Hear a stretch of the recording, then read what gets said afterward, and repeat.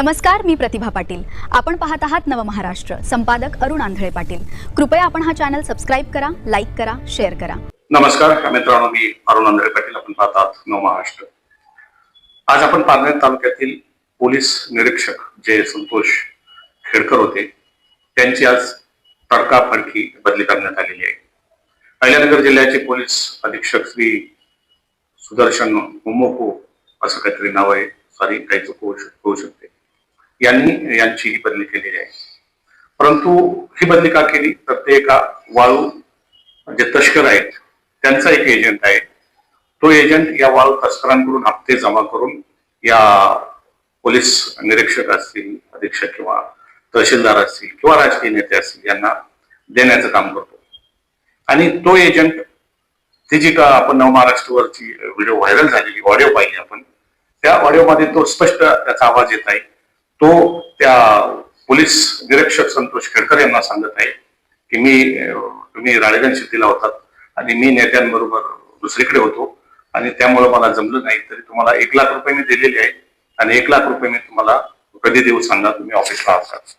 अशा प्रकारचा तो ऑडिओ आहे आणि तो ऑडिओ त्यांचाच आहे, संतोष खेडकर यांचाच आहे.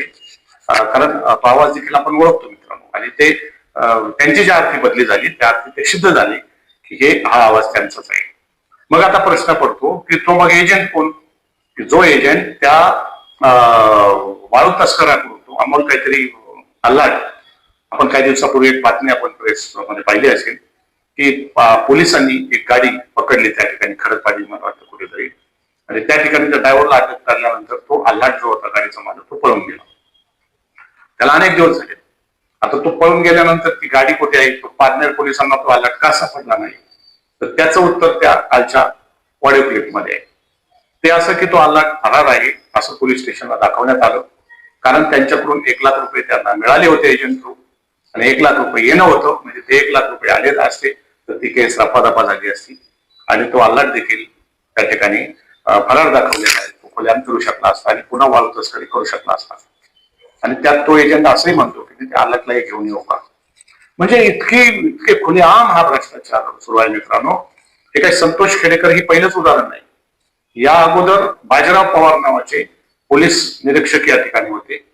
त्याने देखील अशाच प्रकारे एका वाळू तस्कराकडून पैसे खुलेआम घेताना त्यांचा देखील ऑडिओ व्हायरल झाला होता आणि मग त्यांना देखील ताबडतोब बडतर्फ करण्यात आलं होतं.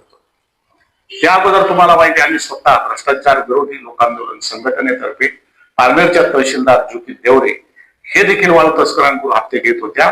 परंतु ज्यावेळी त्या गाड्या पकडत होत्या त्यावेळेची पोलीस बळप आणि त्या गाड्यांची एंट्री त्यांच्या वैयक्तिक एका बुकामध्ये करत होत्या. परंतु गाड्या कधी पकडल्या, त्यांच्याकडून किती पॅनल्टी मारली, ती पॅनल्टी सरकार जमा झाली की नाही, अशा प्रकारचा आमचा तो आरोप होता. आणि ज्यावेळी शासनाने त्याची चौकशी केली, आम्ही पुरावे दिले, त्यावेळी त्यांच्यावर तो आरोप सिद्ध झाला आणि त्यांची देखील तडकाफडकी त्यांना सक्तीच्या रजेवर पाठवण्यात आलं. पुढे काय झालं ते आपल्याला माहिती आहे. राजाश्री मिळाला, त्या मंत्रालयात गेल्या, त्यांना स्पेशल पुण्याचा एक स्क्वॉड म्हणजे पैशाचा खजिना कसा मिळेल असा प्रयत्न राजकर्त्यांकडून झाला. ही महाराष्ट्राच्या एक शिल्ल आहे मित्रांनो. इतके भ्रष्ट राजकर्ते या ठिकाणी महाराष्ट्रात आहेत, हे भ्रष्ट अधिकारी या महाराष्ट्रात आहेत आणि त्यांना राजाश्रय आहे. आता हा एजंट कोण? हे काम आता पोलीस अधीक्षक जे आहेत सुदर्शन मुम्मुके यांचा आहे.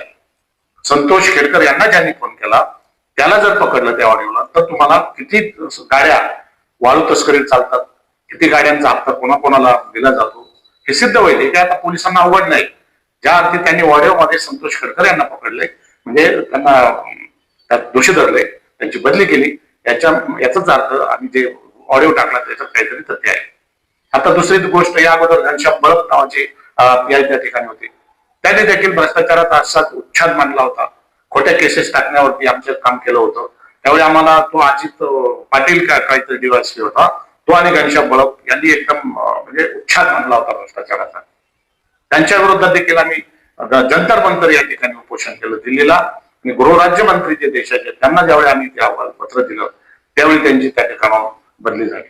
आणि आता हे संतोष खेडकर प्रकरण, तेव्हा मित्रांनो आम्ही कितीही असे पुरावे दिले. आज एक संतोष खेडकर, उद्या त्यांच्या जागी दुसरे येतील, उद्या ते हप्ते देतील, मग हे हप्ते वरपर्यंत जातात असाच त्याचा अर्थ होतो. पोलीस अधीक्षक असतील, परिमंडळ अधीक्षक असतील, गृहमंत्री असतील, इथपर्यंत हप्ते जातात का? तहसीलदारांमार्फत जिल्हाधिकारी असतील, प्रांत असतील, महसूल मंत्र्यांपर्यंत हे हप्ते जातात का? तर होय. कारण त्याच्याशिवाय इतक्या मोठ्या प्रमाणात हा भ्रष्टाचार चालणार नाही. एक ज्योती देवरे गेल्या, दुसऱ्या देवरे आल्या, त्या देखील महाभ्रष्टाचार करतात. आता आम्ही किती अशा तहसीलदारांविरोधात आंदोलन करायचं, कारण जो येईल तो पुन्हा भ्रष्टाचार असतो, कारण त्यांना देखील भ्रष्टाचार करायला लावला जातो, कारण वर हप्ते आले असतो. आता पोलीस झाले, तहसीलदार झाले, आपण पाहिलं गौण खनिजचं प्रकरण, आणि गौण खनिज बाबत माहिती अधिकार दिला होता की तालुक्यामध्ये किती गौण खनिज ठिकाणी किती गौण खनिज काढलं जातं, त्यांना किती परवानगी दिली आहे, किती ब्रासची परवानगी दिलेली आहे, त्याचं आम्हाला मशीनद्वारे हवं होतं. कारण मित्रांनो 500 ब्रास किंवा 1000 ब्रासची परवानगी घेऊन 50,000 ब्रास त्या ठिकाणी वाळू काढली जाते. आपण रायतळे पहा किंवा इतर अनेक ठिकाणी या खडी क्रेशरच्या मशीन आहेत. अंधाधुंद खडी त्या ठिकाणी काढली जात आहे. गावीच्या वाड्या बसतील इतक्या मोठ्या प्रमाणात, आणि डोंगरच्या डोंगर नष्ट होण्याच्या मार्गावर आहेत. पर्यावरण संपले आले आहे. ग्लोबल वॉर्मिंग सुरू आहे. आज पाऊस पडत नाही मित्रांनो, का नाही पडत? हे ग्लोबल वॉर्मिंगमुळे आज ढगच्या डोंगर या खडी क्रेशरवाले नष्ट केले आहे. यांना आशीर्वाद प्रत्येक जो खडी क्रेशर असतो त्याचा एक बाप असतो. बाप म्हणजे स्वतःचा बाप नाही मित्रांनो, राजकीय बाप असतो. तो बाप त्यांना वरदहस्त देतो, त्यांना पोलीस कारवाई, शासकीय कारवाई होऊ नये म्हणून वरदहस्त देतो, आणि त्या बदल्यात मग त्या खडी क्रेशरवाल्यांनी, वाळू तस्करांनी आपापल्या नेत्यांची कामं करायची, आपल्या पुढाऱ्यांची कामं करायची, त्यांचा प्रचार प्रसार करायचा आणि त्यांची उद्योग करायची. आणि अशा प्रकारे हा जो खेळ सुरू आहे हा पारनेर तालुक्यातच नाही मित्रांनो, संपूर्ण महाराष्ट्रात सुरू आहे. आभार पाटलेले आहेत. आपण कुठे कुठे त्याला पेगा लावणार, तरी आम्ही आमच्या कोणतीप्रमाणे आमचे प्रयत्न चालू आहेत. आणि कालच या ऑडिओ बरोबरच जिल्ह्याचे पोलीस अधीक्षक असतील, महानिरीक्षक जे नाशिक विभागाचे असतील, किंवा पोलीस महासंचालक मुंबई असेल, यांना या दिल्लीवरून आम्ही त्यांना ईमेल केली. ईमेल करून याबाबत आम्ही सविस्तर मागणी चौकशीची केली आहे. नाहीतर आम्ही पुन्हा एकदा आंदोलनासाठी नाशिक येथे उपोषणाला किंवा मुंबई येथे बसणार आहोत, आणि वेळ पडल्यास जंतर मंतरला देखील बसू, कारण ही साखळी उद्ध्वस्त होण्याची गरज आहे. आमची मागणी हीच आहे. संतोष खेडकर यांची नुसती बदली अपेक्षित नाही. त्यांचे गुन्हे सिद्ध होत असतील तर त्यांना निलंबित करावं. त्याचबरोबर त्यांना हा जो हप्ते गोळा करून देणारे एजंट कोण आहे त्याची त्यांच्याकडून नावे घ्यावी. त्या एजंटांच्या प्रॉपर्टी आज करोडो अब्जोपती झालेली आहेत. ते हप्ते जमा करणारे यांची प्रॉपर्टी जमा करावी, यांच्यावर चौकशी करावी, आणि त्यांच्याकडून किती तुम्ही वाळू तस्करी करतात, किती गाड्यांचे तुम्ही हप्ते देतात, म्हणजे हे रॅकेट उघड होईल. आता ज्योती देवरेच्या जागी जी तहसीलदार आलेले आहेत त्यांचे प्रताप आपण तुम्ही पाहतात. आता नवीन कोण पोलीस निरीक्षक पारनेरला येतात ते देखील आपण पाहू. त्यांच्यात देखील काही सुधारणा होते की ते देखील खेडकरांच्याच मार्गाने चालतील. परंतु आमचं लक्ष असेलच मित्रांनो, ही गोष्ट वेगळी आहे. असो, आता आपण या चौकशीची मागणी केलेली आहे. पाहूया आपण पोलीस महासंचालक किंवा पोलीस महानिरीक्षक नाशिक किंवा अहिल्यानगरचे हे जिल्हा अधीक्षक काय कारवाई करतात. थोडं इतकेच जवळ आता या बदलीमुळं मित्रांनो या लढाईचं अर्ध काम झालेलं आहे. आता अर्ध काम हे वाळू तस्कर कोण कोण आहेत हे शोधणं आता त्या एजंटामार्फत जिल्हाधीक्षकांचं काम आहे. थोडं इतकेच, आणि याचा पाठपुरावा देत राहू. धन्यवाद. जय हिंद, जय महाराष्ट्र. Like and subscribe.